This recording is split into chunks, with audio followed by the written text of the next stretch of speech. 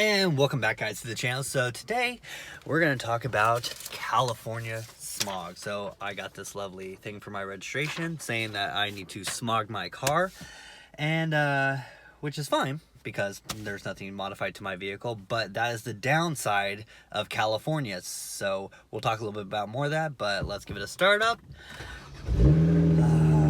Yes. And let's go get some coffee. And then we're gonna go get this thing smogged. Hey guys, welcome back. So did all my stuff already, had coffee. That's the key thing. Every day, coffee. If you disagree, keep it to yourself. But so got the car smogged, and car pass didn't have any inclination that it wouldn't, but just in case, you never know, it is a BMW. They are kind of finicky. But so simple thing, again, with most cars now, 2000 and up, again, they do a simple inspection. They plug your car into the OBD2 thing, which is that indicator that reads all the information off your car. Anything pre that, they do put the little sniffer in the exhaust pipe, run it, all that thing.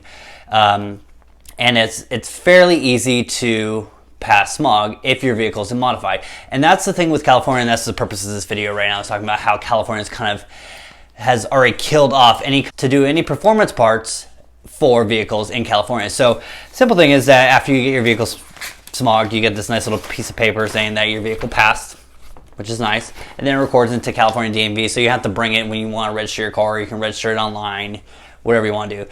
But so my talk is right now is that you can't buy any performance parts anymore in California for a lot of vehicles. So back in the day when I had a Acura Integra, you had the AEM intakes, you had DC headers, InGen intakes, all these different companies that had these kind of different performance parts for vehicles that have carb emission stickers or stamps on them already. It was fairly easy. So, but now, like looking into it, I was looking back about a week or so ago, looking into buying a 92 Acura Integra, very similar to the one I had when I was 16. I was looking up parts for it. I was like, hey, it'd be great to kind of do some little small modifications to it, kind of nostalgic back in the day. But when I was looking up all these manufacturers to look into buying their parts, they say will not ship to California. Why is that? Because California some time ago passed a law saying that they will not allow any performance parts to be modifying your vehicle, which was like, okay, understandable on that, because smog. California has the strictest smog laws in the United States, where there's certain vehicles that manufacturers make that they can't bring to California.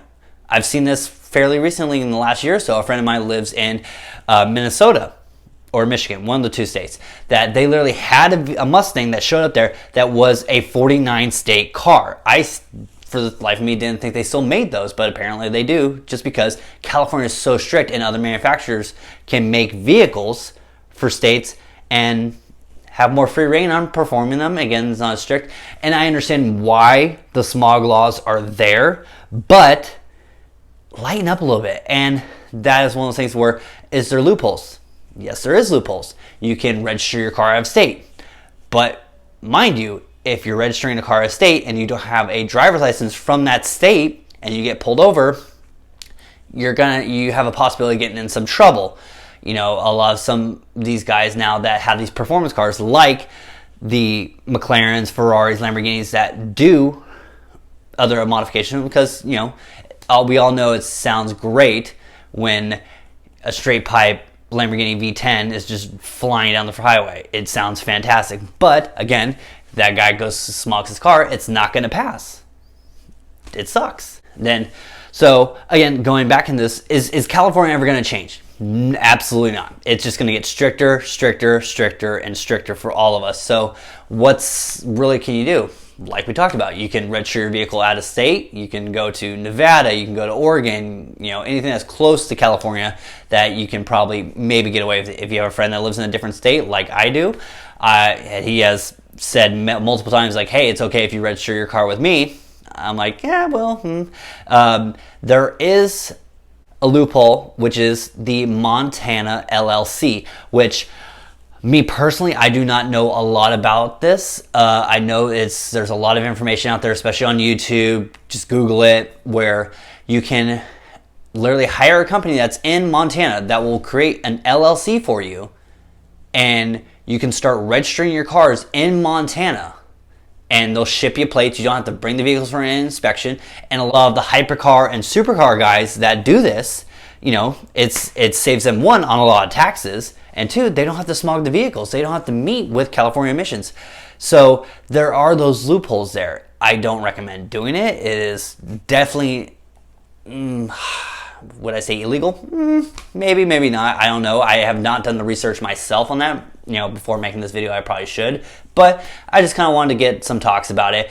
But California literally is destroying the car enthusiast market for a lot of us. And as myself as a car enthusiast, I will say I am one, because I'm, you know, my car itself, I know the, you know, uniqueness about it. You know, my car is just a 335IS, but if you kind of dig deep into it, they only made those cars for 3 years. They only made a little over 6,000 of them. Half of those are coupes. So I'm in that half percentage of 3,000 cars, as well as my color combination of white with saddle brown interior. They only made 67 of them, which 57 were the DCT 7-speed automatic, which mine is. If I had a manual, it'd be even more rare.